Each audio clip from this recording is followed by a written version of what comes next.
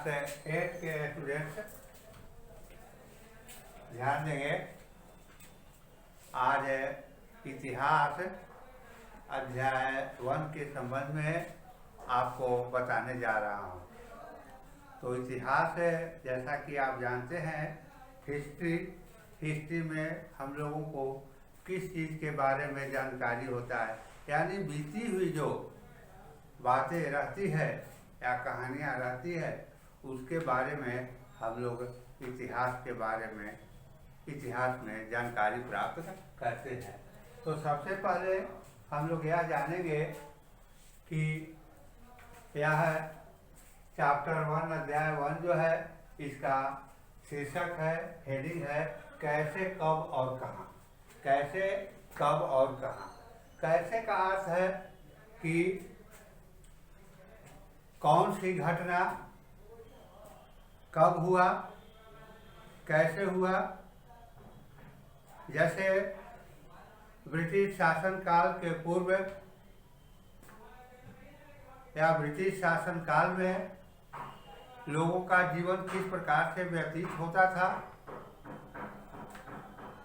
या ब्रिटिश शासन काल के पूर्व यहाँ के लोगों का जीवन किस प्रकार से व्यतीत करते थे, सभ्यता संस्कृति किस प्रकार का था, पहनावा किस प्रकार का था, वेशभूषा किस प्रकार का था, कौन सा शासक कब से कब तक शासन किया, उसके बाद वहाँ का शासक कौन बना, इसके बारे में हम लोग इतिहास में जानते हैं। रेलवे का आविष्कार कब हुआ, किसने किया, कॉपी किताब का छपाई कब से शुरू हुआ, सभ्यता संस्कृति का विकास कैसे हुआ, इन सभी चीज़ों का अध्ययन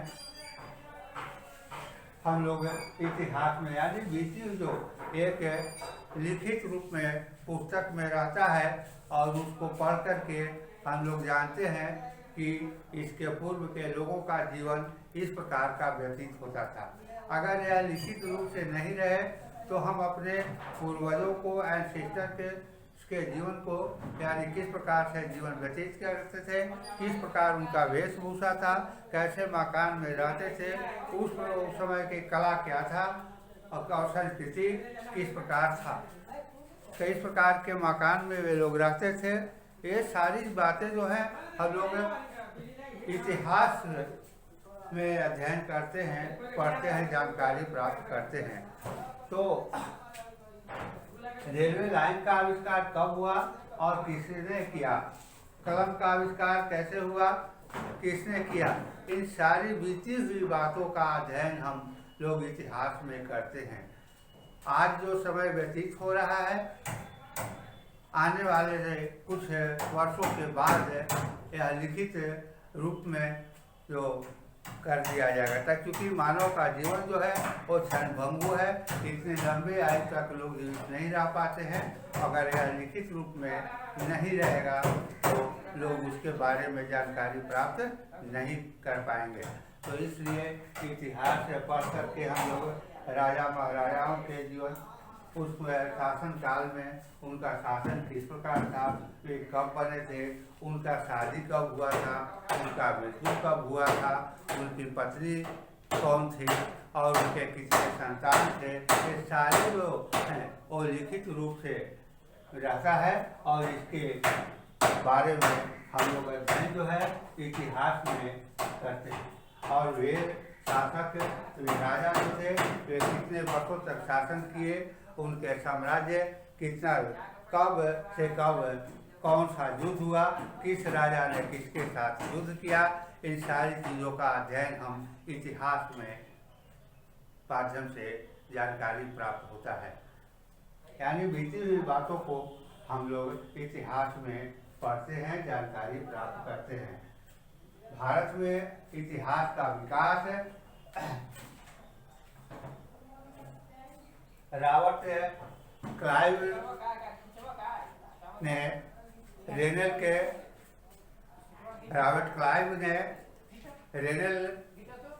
के द्वारा विकसित किया था। तो ब्रिटिश इतिहास लिखा गया था कि ब्रिटिश शासक कितने वर्षों तक भारत पर शासन किया और कब से कब कौन सा शासक यहाँ पर रहा, कौन सा गवर्नर जनरल भारत पर शासन किया और उसके शासन किस प्रकार का था। तो इन सारी चीज़ों का अध्ययन हम इतिहास में करते हैं। पुनः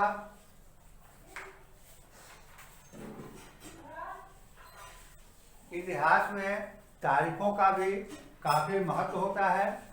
इतिहास में तारीखों का काफ़ी महत्व होता है क्योंकि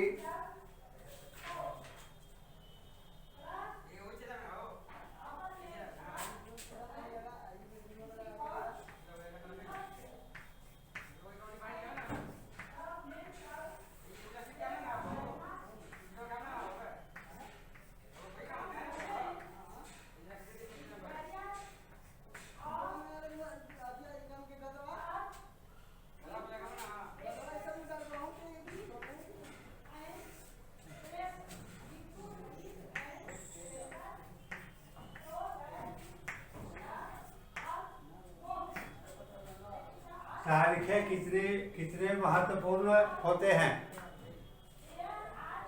तारीखें कितने महत्वपूर्ण होते हैं, यानी तारीखों के माध्यम से कब कौन सा युद्ध हुआ था, कौन से राजा कब गद्दी पर बैठे थे और वे कितने वर्षों तक शासन किए थे, उनका शादी कब हुआ था, उनका मृत्यु कब हुआ, उनके संतान कब हुए, इन सब चीज़ों का जानकारी हम लोगों को तारीखों के माध्यम से होता है। अगर तारीख डेट नहीं रहेगा लिखा हुआ तो इन सब चीज़ों से हम लोग वंचित रह जाएंगे। इसलिए बीती हुई बातों का पूर्ण रूप से जानकारी प्राप्त करने के लिए तारीखें काफ़ी महत्वपूर्ण होते हैं।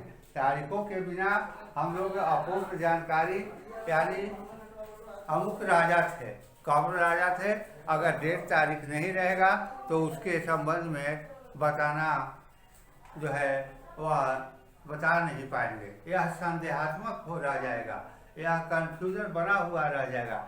इसलिए इतिहास में तारीखों का काफ़ी महत्व होता है। इसीलिए बहुत सारे लोग कहते हैं कि इतिहास जो है वो काफ़ी उबाऊ है। इतिहास क्या है? काफ़ी उबाऊ है, क्योंकि इसमें अधिक से अधिक तारीखों का अध्ययन, सन ईस्वी का अध्ययन करना पड़ता है, अनेकों राजा महाराजाओं का अध्ययन करना पड़ता है, उनके शासन काल का अध्ययन करना पड़ता है, उनका शासन किस प्रकार का था, उनके शासन काल में लोग किस प्रकार के जीवन व्यतीत करते थे। इन सभी चीज़ों पर का अध्ययन हम लोग इतिहास में करना पड़ता है। इसीलिए बहुत से लोग इतिहास को क्या कहते हैं कि यह उबाऊ है, इसमें तारीख पढ़ते जाइए, सन ईस्वी पढ़ते जाइए और कब से कब तक वे शासन का कार्य रहा। तो इस प्रकार से इतिहास में तारीखें काफ़ी महत्वपूर्ण होते हैं और वे राजा, वे शासक कहाँ से कहाँ तक वे शासन के थे।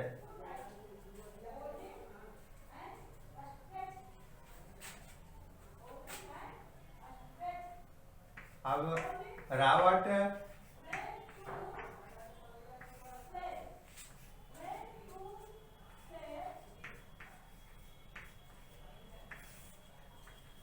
क्लाइव ने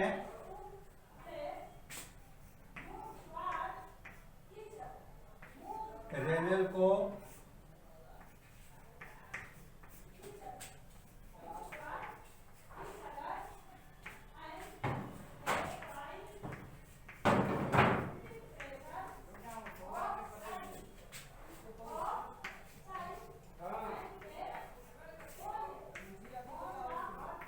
तैयार करने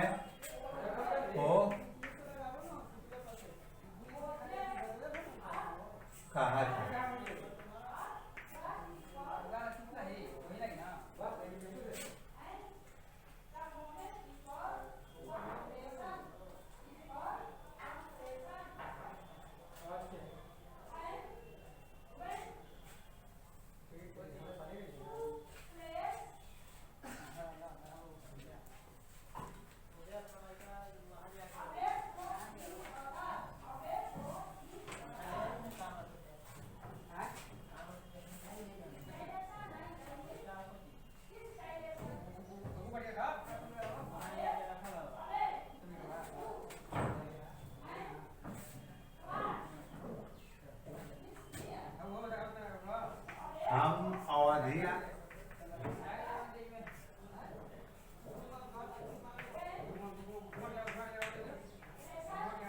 कैसे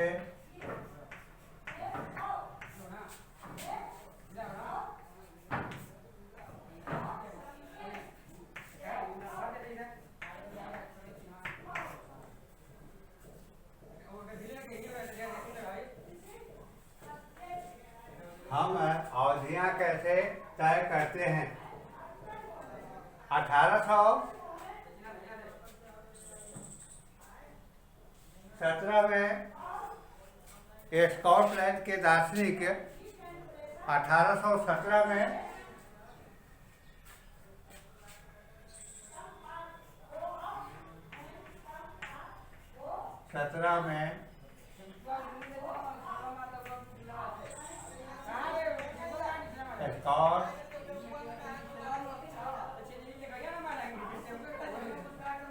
स्कॉटलैंड के दार्शनिक जेम्स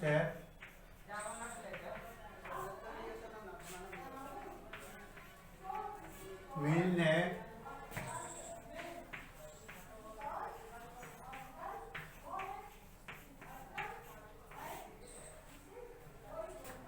इतिहास को 3 काल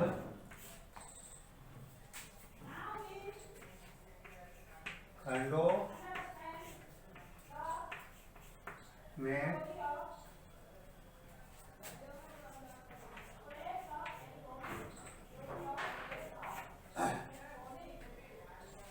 1817 में स्कॉटलैंड के दार्शनिक जेम्स मिल ने इतिहास को 3 कालखंडों में बांटे थे। हिंदू, मुस्लिम। स्कॉटलैंड के दार्शनिक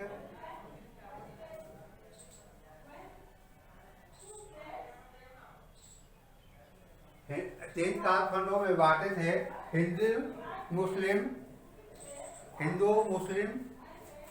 3 कालखंडों में बांटा था। हिंदू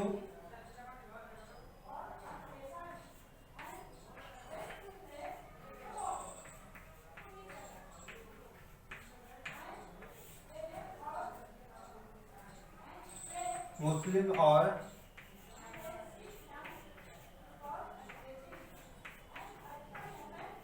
ब्रिटिश। हिंदू, मुस्लिम और ब्रिटिश 3 कालखंडों में बांटा था। जेम्स मिल ने भारत के इतिहास को 3 कालखंडों में बांटा था। हिंदू शासनकाल, मुस्लिम और ब्रिटिश शासनकाल।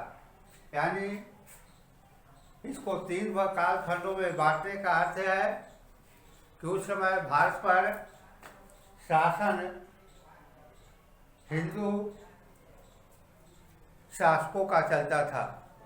पूरे भारत वर्ष में विशेषकर हिंदुओं का शासन था। हिंदू राजा महाराजा पूरे भारत पर शासन करते थे। जैसा कि आज हम लोग देखते हैं पूरा भारत में एक संघीय शासन प्रणाली अपनाया गया है। पूरे देश का शासन का अंतिम बागडोर केंद्र सरकार के हाथों में निहित है। इस प्रकार और छोटे छोटे राज्यों को भी कुछ निजी अधिकार दिए गए हैं जन कल्याण के कार्य और व्यवस्थित ढंग से संचालन करने, जन सेवा करने के उद्देश्य से। तो इस प्रकार हिंदू शासनकाल जब भारत में था, यह शासनकाल अंग्रेजों के शासन से पूर्व था। अंग्रेजों का शासन, मुस्लिमों का शासन उस समय भारत पर नहीं था। तो उसके पूर्व भारत में हिंदू शासक थे, हिंदू राजा का शासन था। और ये राजा जो थे वो पूरे भारतवर्ष में सैकड़ों राजाएं थी। राजाएं थे, इसीलिए भारत को उस समय राजाओं का देश कहा जाता था। उस समय भारत को राजाओं का देश कहा जाता था।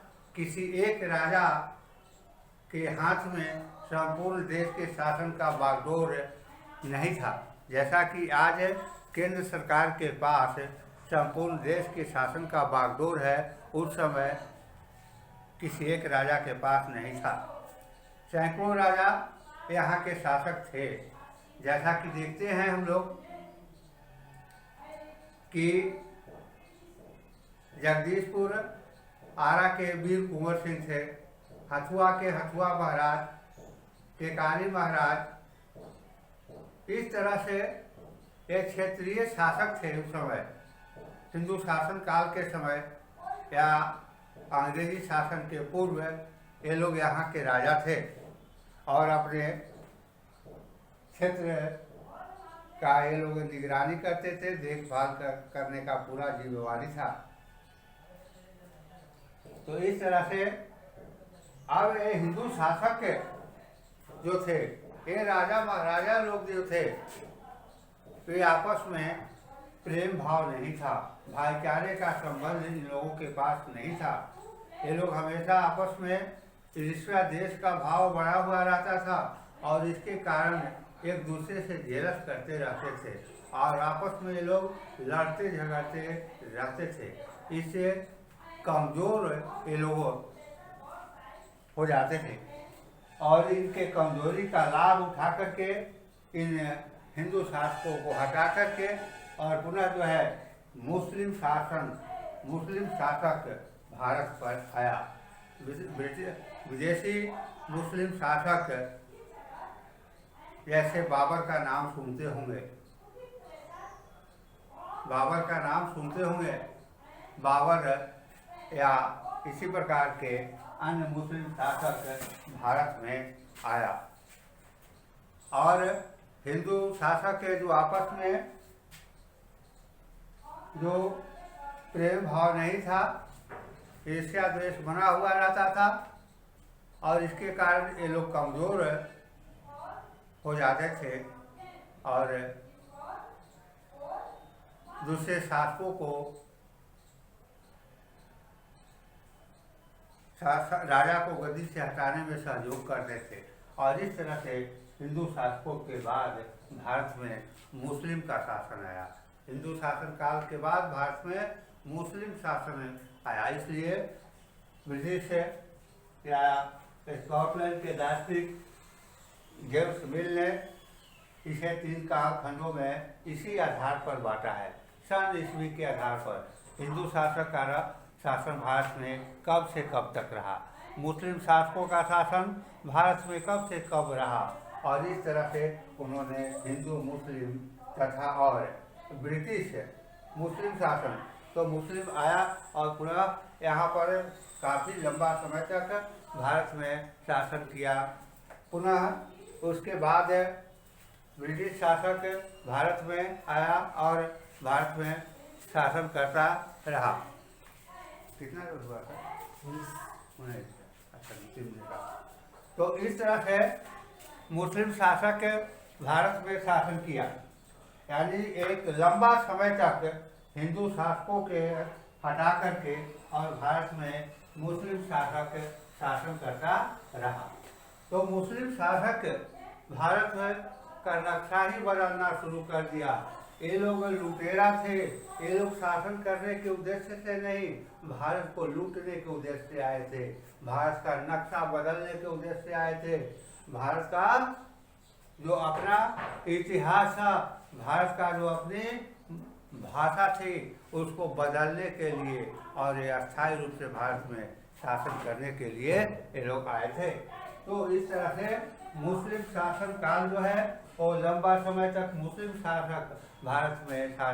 जैसा कि देखते होंगे कि अयोध्या राम मंदिर था और उस मंदिर पर ऊपर का गुंबद बदल करके और बाबरी मस्जिद में बदल दिया। इस तरह से भारत के सैकड़ों मंदिरों को ध्वस्त करके और उसका नक्शा बदल दिया, उसमें जो सोना चांदी जो लगा हुआ था, गुंबद जो सोना चांदी का बना हुआ था, यह शासक लूट करके भारत से ले गया। और इस तरह से इस शासनकाल को हम मुस्लिम शासनकाल कहते हैं। यानी इतिहासकार जो है इसी आधार पर कौन कितना दिनों तक भारत में शासन किया, इसको आधार पर बांधा था में। पुनः ब्रिटिश है, तो जैसा कि ब्रिटिश शासक भारत में आया, तो ब्रिटिश शासक किस प्रकार भारत में आया और कैसे शासन किया जानते ही हैं। फूट डालो शासन करो की नीति अपनाया। ईस्ट इंडिया कंपनी भारत में व्यापार करने के लिए आया था, इसीलिए कहा जाता है कि आया था ब्रिटिश भारत में व्यापार करने, आया था व्यापारी बनकर। ब्रिटिश शासक भारत में आया था व्यापारी बनकर के और बन गया भारत का शासक। तो इस तरह से भारत में जो व्यापारी बनकर के आया था ब्रिटिश ईस्ट इंडिया कंपनी, वह धीरे धीरे कूटनीति के माध्यम से, चालबाजी के माध्यम से और यहाँ के लोगों को आपस में लड़ाने की नीति के माध्यम से, फूट डालो शासन करो की नीति अपना करके और यहाँ एक एक करके और भारत पर शासन, एक राजा को दूसरे राजा से लड़ाने का काम किया और एक को सहयोग देता था।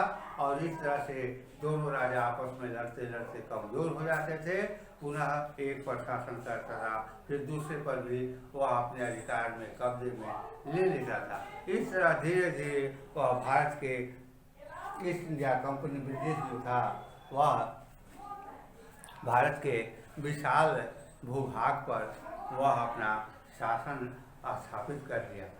यह नहीं कि भारत पर सैकड़ों वर्षों तक ब्रिटिश के यानी अंग्रेजों का शासन रहा, तो भारत के विशाल भूभाग पर वह शासन किया। हम लोग कहते हैं कि अंग्रेजों ने भारत के विशाल भूभाग पर शासन किया। हम लोग यह नहीं कहते हैं कि अंग्रेजों ने भारत के संपूर्ण भूभाग पर शासन किया, इसलिए कि सैकड़ों वर्षों के बाद भी तो संपूर्ण भारत पर अंग्रेजों का शासन नहीं था। बहुत से ऐसे राज्य थे जहाँ पर स्वतंत्र राजा अपना शासन चलाते थे, स्वतंत्र थे, उस पर अंग्रेजों का किसी प्रकार का अधिकार नहीं था, स्वतंत्र थे। तो इस तरह से इतिहासकार भारत के इतिहास को 3 कालखंडों में बांटा है। इतिहासकार हिंदू मुस्लिम और ब्रिटिश कालखंडों में बांट दिया है।